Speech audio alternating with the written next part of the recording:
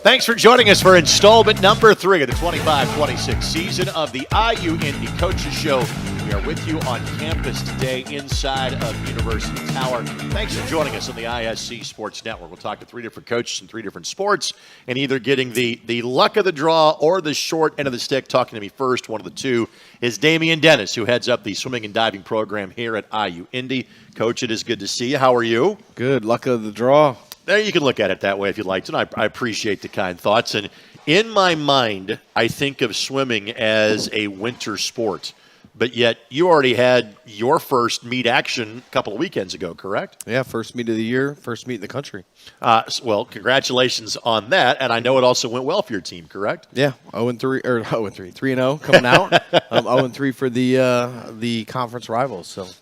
Well, first of all, and obviously you and I have had conversations on the show over the course of the last couple of seasons, but to call the IU Natatorium home, what is that like for you every day? Special. Yeah. Special. Super special. I mean, I talk to recruits all the time about our facility. Obviously, it's a draw for us nationally. And one of the things I talk about is my experience coming in as a student athlete 25 years ago, swimming my first ever college meet at the Natatorium. Yeah. You come down the staircase, there's a red hallway, you walk out, and as it opens up, there's just this feeling that's unlike anywhere else in the country. And still get goosebumps to this day talking about it. It's a special, special place. And athletes across the country, even parts of the world for that matter, have fond memories and historic memories of our facility. So we're blessed every single day. Literally, we were having a conversation off air before the show began. You referenced the duel in the pool, which is now like 20-ish years ago. Mm-hmm. But like Ian Thorpe era Australia was here to swim against the top U.S. swimmers, and now I'm getting goosebumps thinking about it too.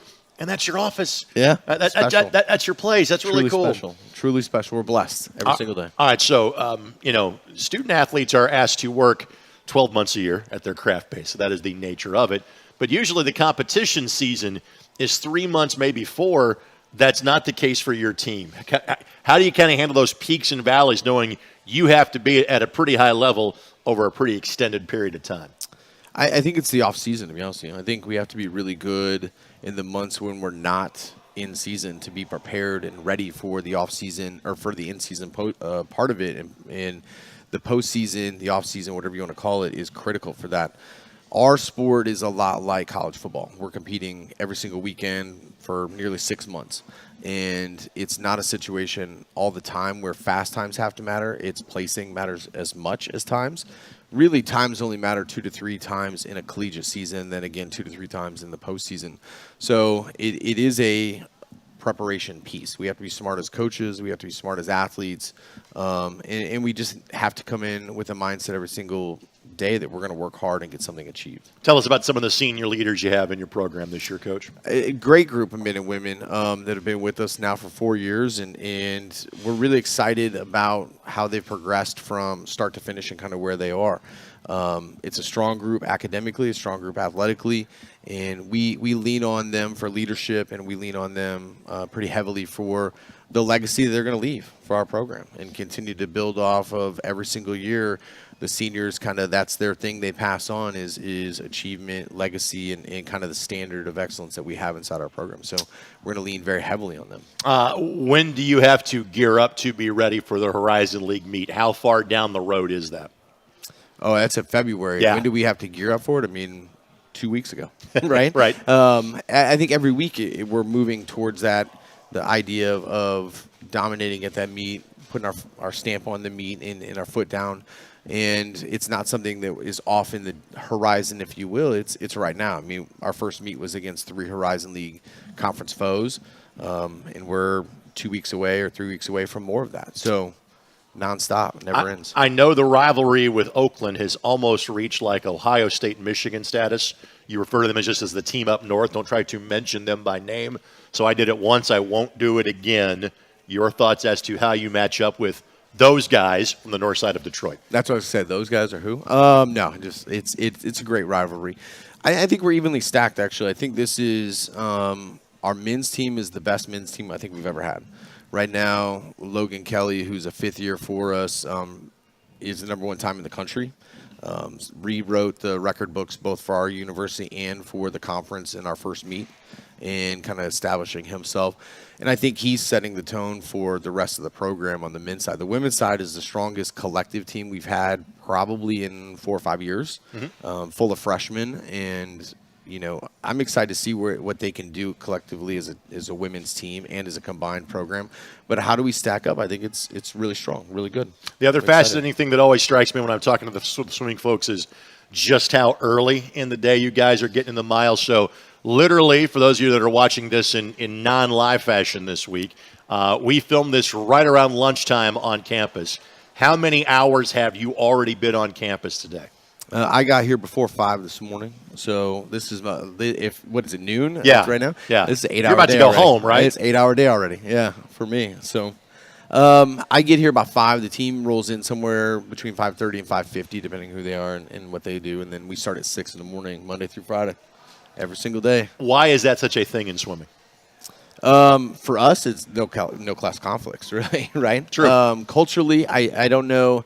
I think it started probably back in the early 80s, late 70s maybe, and to kind of establish a toughness mentality. Right now, for me, it's just a convenience factor of no conflicts, and we keep the team together. It also allows you to eat a really big breakfast that way. That's one of the trade-offs that I would see Yeah. as part of that as well. You're All right, not wrong. Next big meet for you and your team.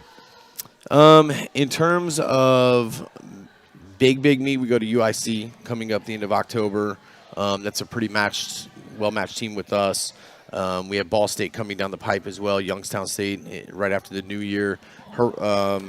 The House Champions invite mid-November. Those are kind of the big ones we have right now. But you guys are in the pool at home this weekend, correct? We are, absolutely, against six women's teams, 4 men's teams. Very cool. IUIndyJags.com always has more. Coach, a pleasure. Thanks for your time. Good to see you as always. Absolutely. Go Jags. We'll make the change from doing laps in the pool to doing laps around the city of Indianapolis.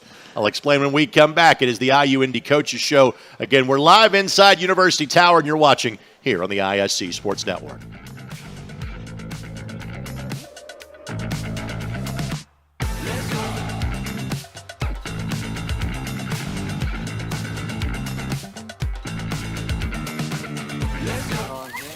Odds are you'll never need an open craniotomy from our highly skilled neurosurgeons or treatment for medullary thyroid cancer. Odds are your child will never need a heart transplant. And you might never need screening for genetically inherited high cholesterol.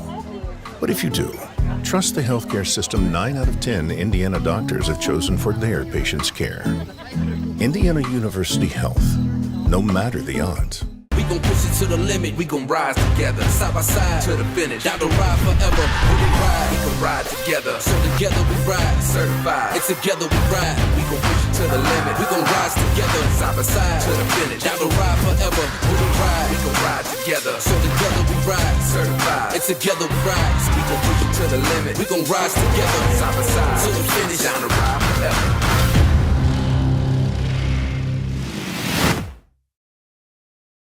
This is Molly. She loves road trips, hikes, her dog Max, and cars that fit her lifestyle.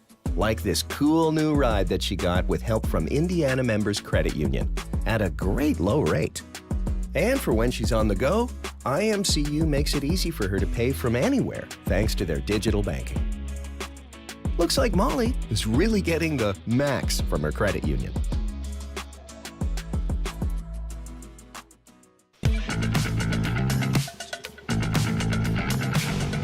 Welcome back in our third edition for the 2025-26 season of the IU Indy Coaches Show here on the ISC Sports Network. I want to thank our friends at BSN Sports, KeyBank, and Ford for their support of the show this year.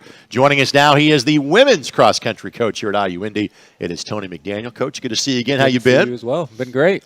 Tell me about how the season has gone for you so far. Couple of meets in. What has been the results so far for you? Yeah, so far overall, good. First meet, we had a few people of our top people out, but the ones that did run did great. Little opener, 4K, which is less than what we usually run, and then headed to the conference course that we'll compete in later in October. had a meet there and had some big PRs and some big breakthroughs from a lot of our athletes. So far, so good. I noticed it's 4 meets until you get to the conference meet. Yep. So kind of handle like mileage, peaking. We kind of talked about that from the swimming standpoint with Damian.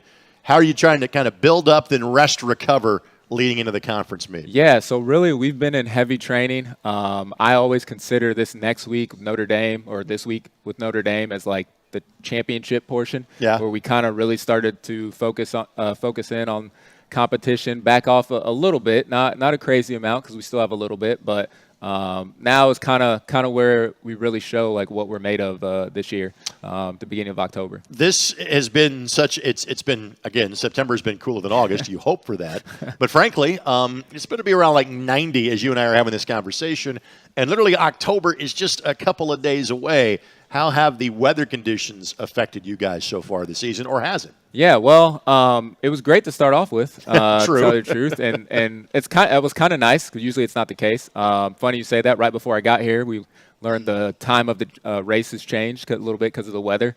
But I told them this weekend, like, hey, it's going to be hot, but after today, I don't want to hear about it because we all have to run in it. And so we all are going to battle and can't really complain too much about it because everyone has to deal with it. Tell me about your squad. How many individuals are representing the school in women's cross country this year? Yeah, so we have around 19 on the roster. We have about 12 or 13 competing, have some people we're holding out. Great group of upperclassmen I'm extremely proud of, and then a whole lot of freshmen. So we have a lot of upperclassmen, a lot of freshmen, so it makes for a fun group. If you got 12 or 13 competing, and again, folks, we brought this up in the last show when we talked men's cross country, It is 5 that score for you in a given meet. So what is that depth of competition like on the roads in Indianapolis every day? Yeah, I mean, they battle back and forth, and our big thing on the team is, like, we want each person to be the best version of themselves, and then we see how it shakes out on race day. But the best teams are ones where, honestly, you don't necessarily know who that top 5 may be. You hopefully have a lot of people who can fill in because, it just depends on the day who's ready to go. All right, what is the mileage your ladies are turning on a weekly basis? Yeah, so towards the top, I'd say we have a lot we have some who are in the 60s, and then, goes all the way down to the 30s. But if they're in the 30s, they're on the bike, on the arc trainer, anti-gravity treadmill, and doing all sorts of stuff. All right, so where all around town do they run? Where you have the city as your canvas, so to speak. Yeah. Where are the best training runs taking place for your team? So we're really fortunate. From here, we can actually run to what's called the tow path, which is a 6-mile crushed limestone trail along the river. We've got our resident neighborhood beaver we see a couple times during the week. But even in the city, around the zoo, the cultural trail, the canal, it really impresses recruits when I bring them to show like where we actually have to run at. And with the Central Canal towpath, I think I will see your kids even running. I live in Broad Ripple. I will see them go that far north, probably at the turnaround point for them in terms of part of a longer run than to get back downtown. Most definitely. You talked about Purdue Fort Wayne. Again, they're going to host the Horizon League meet. That comes up on Saturday, November the 1st. What sort of course do they have up there for you guys to compete for a league championship? Yeah, teams seem to really like the course. Not too challenging. It's a pretty quick course, but laid out pretty well. I think they're really excited to get back there at the beginning of November and kind of see where we stack up after this long stretch of training. I was going to ask, who are the teams you think you're kind of gunning for in terms of a league championship For this sure. year? I would say Youngstown, returning champs Robert Morris, PFW will definitely be up there, and Milwaukee as well. And then what is the process like? What does it look like in terms of trying to qualify for the Great Lakes Regional? Yeah, so the one thing we're fortunate about is like we're able to compete at the Great Lakes Regional without necessarily qualifying, but it provides for a great opportunity to race against, all the top teams in the obviously in the Great Lakes. Sure. And so that's a really exciting meet for our group, and we've done pretty well when we went there. Last year, our school record was broken at the Great Lakes Regional, and so they're really looking forward to competing in Evansville for that. All right, Friday morning, you're racing in South Bend. Friday morning. What do you expect against a talented field at Notre Dame? hopefully, knock on wood, and maybe another school record. We've got a lot of upperclassmen and lowerclassmen that have worked extremely hard, and I think they're ready to show what that hard work does. Coach, good to see you, buddy. Good You luck as well. this week. Appreciate Tony it. McDaniel, again, the cross-country women's coach at IU Indy. We'll come back and talk some golf with Jamie Brose. I might sneak in a Ryder Cup question in there as well. Again, we are joining you for the IU Indy Coaches Show. We are inside University Tower, and we're back to wrap it up next on the ISC Sports Network.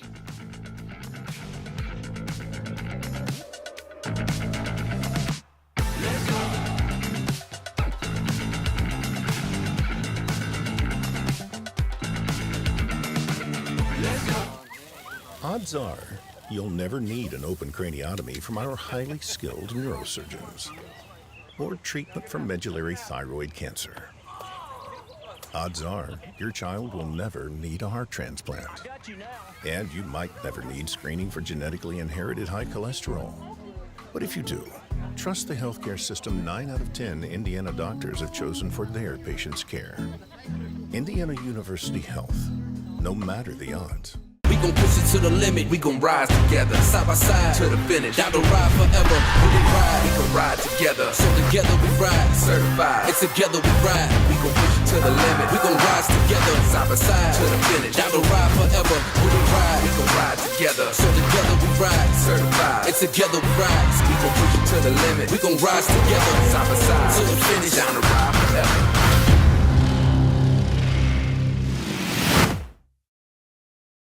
This is Molly. She loves road trips, hikes, her dog Max, and cars that fit her lifestyle. Like this cool new ride that she got with help from Indiana Members Credit Union at a great low rate. And for when she's on the go, IMCU makes it easy for her to pay from anywhere thanks to their digital banking. Looks like Molly is really getting the max from her credit union.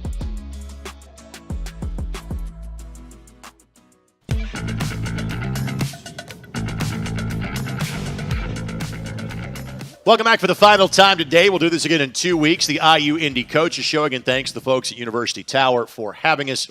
Thanks to Ed and Lauren behind the scenes, our entire ISC Sports Network crew that puts this show on every other week as well. And it would not be possible without our friends at BSN Sports, KeyBank, as well as Ford. Now, we talked about the swimming and diving program having a 5 or 6 month season. Golf kind of does as well. It's just kind of split over the course of the fall and spring. And joining us now, golf coach at IU Indy, it is Jamie Brose. Hello, my friend. How are you? I'm very good. Thanks for having me. Have you recovered from a full weekend of watching Ryder Cup yet?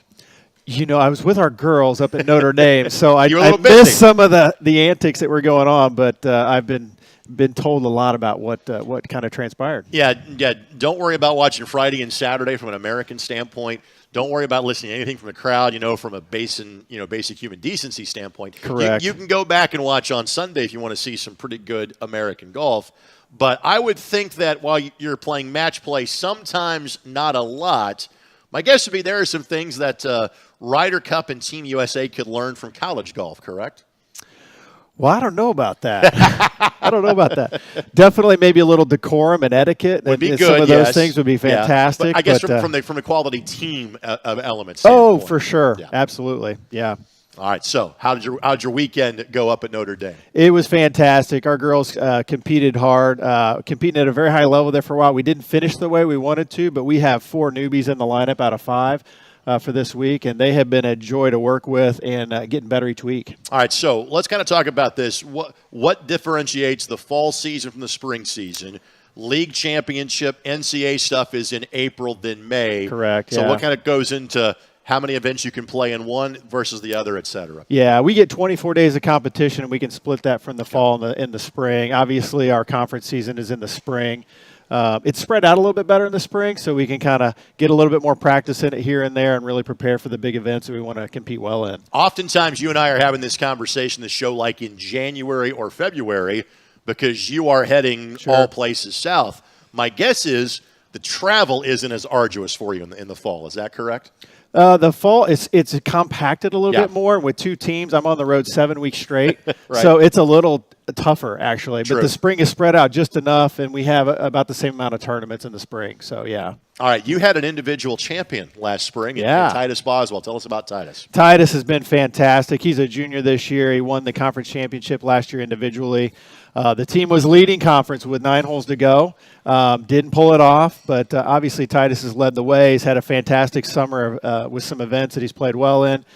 Competed to win a couple events already this fall, and he expects great things of himself, and I think he's going to do well. I happen to notice, as I have the roster pulled up, there's a golfer that shares your last name on the team as well. Tell us about Preston. Preston, yeah, he's my youngest, and he's a senior. He transferred from another place and had an injury last year, Okay. but he's playing this year. He's been to 2 out of 3 events and competing at a high level, and I get to push him in other ways that I can't do with some of those other players. I was going to say, now obviously it's great that he's finishing things up with you. Yeah. But he wanted to try to go a different direction first. What brought him back to playing for Dad? You know what? He wanted to play for me in the beginning, and I said, no, you got to go somewhere else for a while. I said, if you do well, we'll bring you on over. And he did fantastic, and it's been really fun having him on the team. This is not exactly the prodigal son has returned. No, not at all. Not at all. Yeah. All right. We've talked about kind of the men's side with Titus and coming so close. And again, you touched on this, a little bit of a younger team on the women's side this year. How's their progression coming along? They're doing fantastic. I tell you what, it is a strong core. So we have 3 actual freshmen, and then we have a transfer, Lexi Stewart, and she's a sophomore right now. But they are just a very good, coachable group of young ladies, and they're having fun. Sherry Z from China actually had a chance possibly to win her first event that she was able to play in. And she played well the second round of this last event as well. But no, all of them have been fantastic and showing some real good signs of great golf. There have been some fantastic athletes from China that have made their way to this campus in IU Indianapolis. I am always intrigued, though, when you have an international player, how that recruiting process played out. So tell us about how Sherry ended up literally half a world away in Indiana. You know what? Sherry she came over here and played a lot of competitive golf on the AJGA circuit, and so she was nearby, and I was able to go kind of watch her play a little bit, and just fell in love with how she played the game, her short game, and she's just a delight of a young lady. And So, how has she adjusted to life here in the States and playing in Indianapolis and now calling this home at least for a few weeks so far? She seems to be adjusting quite well. Good. I think doing well in school, and all the coaches that are around her are like, man, this girl's just awesome and fun to be around. So she's off to a beautiful start. All right, great to hear. So as Mother Nature will allows and as daylight allows, you can be playing whether it's competitive rounds or practicing probably well into October. November, December, January, obviously students are off campus for a large chunk of time. What are you doing kind of locally from an indoor standpoint, from a training standpoint, then to kind of get ready for the next season coming up in the spring? Yeah, so we are partnering probably with Southern Dunes. They just redid their indoor facility with new TrackMan simulators. We will probably be running some practices individually, but also as a team once we're back in season in January. But, yeah, we'll make good use of the facilities that we have, and it'll be a good off season. And, again, my frame of reference on golf is obviously Ryder Cup, having watched it off and on for the last 3 days.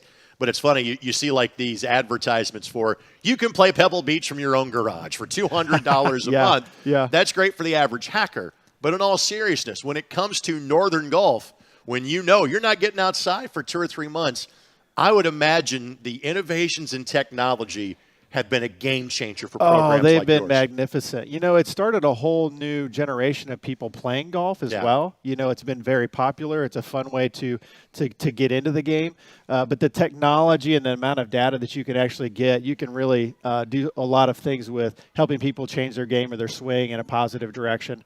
But yeah, everybody kind of needs to have those now, that next generation of technology. Yeah. We kind of started the show by talking about swimming and diving, and it was Damian Dennis say, hey, look what my office is. I get to hang at the IU Auditorium where so many Olympians have qualified and trained and won on a daily basis, and I basically live there.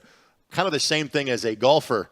What are all the cool courses you get to go to locally on almost a daily basis as your team trains, practices, et cetera? Yeah, we have a lot of places that are very friendly to us, so we get to play Woodland, Trophy Club, Uland, Prairie View. There's a number of courses on the north side and in the town that have been gracious enough to let us come out there and play and practice. The Brickyard's been fantastic as well.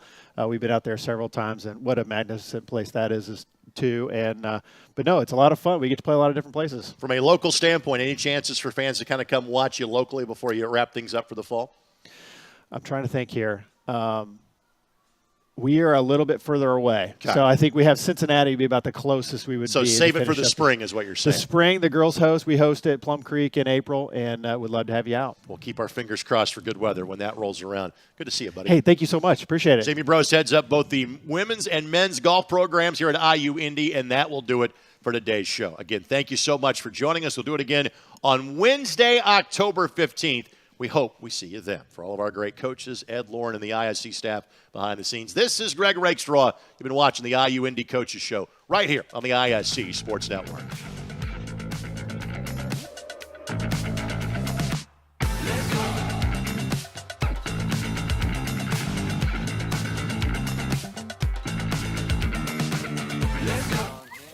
Odds are you'll never need an open craniotomy from our highly skilled neurosurgeons or treatment for medullary thyroid cancer.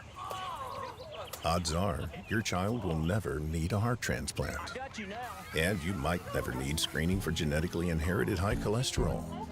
But if you do, trust the healthcare system 9 out of 10 Indiana doctors have chosen for their patients' care. Indiana University Health, no matter the odds. We gon' push it to the limit, we gon' rise together, side by side to the finish. Down the ride forever, when we ride, we can ride together. So together we ride, certified. It's together we ride, we gon' push it to the limit. We gon' rise together, side by side to the finish. Down the ride forever, when we ride, we gon' ride together. So together we ride, certified. It's together we ride, we gon' push it to the limit. We gon' rise together, side by side to the finish. Down the ride forever.